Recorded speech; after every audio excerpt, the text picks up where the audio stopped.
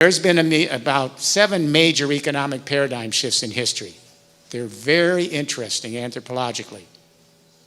They all share a common denominator.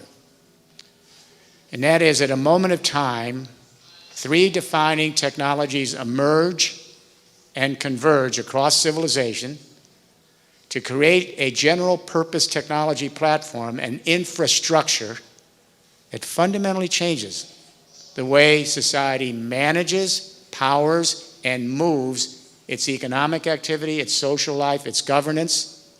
And what are those 3 technologies? New communication technologies to more efficiently manage our economic life, social life, and governance, and bring more people together in collective, figurative families.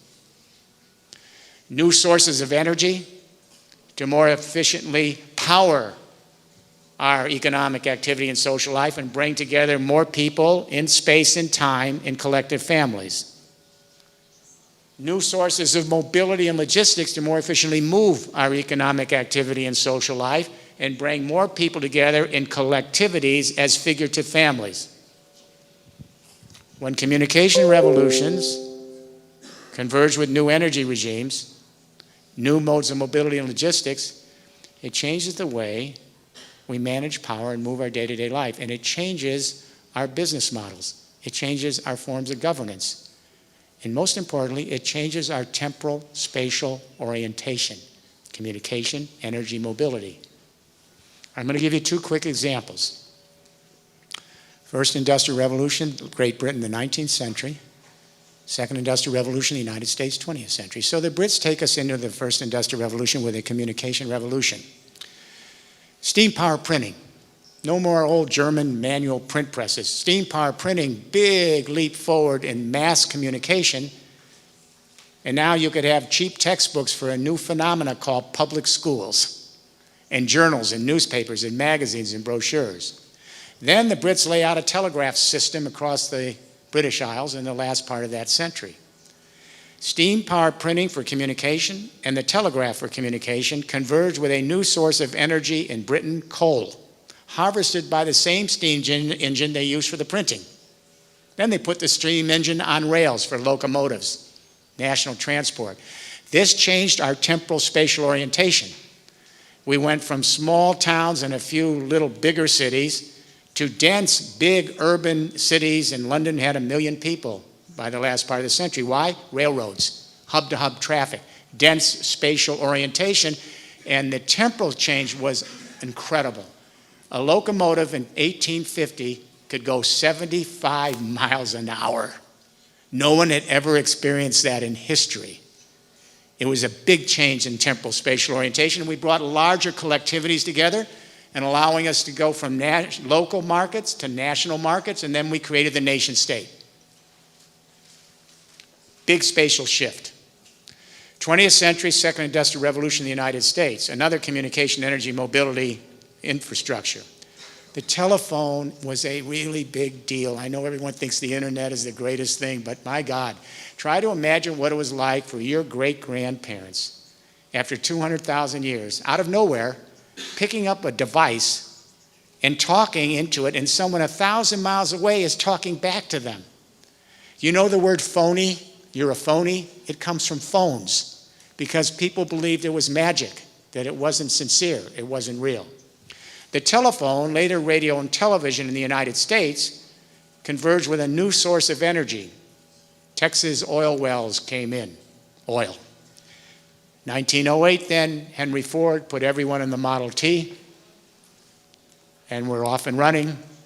Then and through the 20th century, after the war, we built out the interstate highways, and we had a new spatial temporal orientation. We went from dense urban space to suburban space because of the highways and the road systems. And we put in the shopping malls and the fast food and the theme parks and the travel and tourism. And this dramatically changed our temporal orientation because we then went to container ships and jet travel because of oil. So we started to go global. And in the Second Industrial Revolution, we went from nation-state governance to a new spatial orientation, globalization. And nation-states then had to create global institutions like the World Bank, the IMF, the OECD, to operate this new system.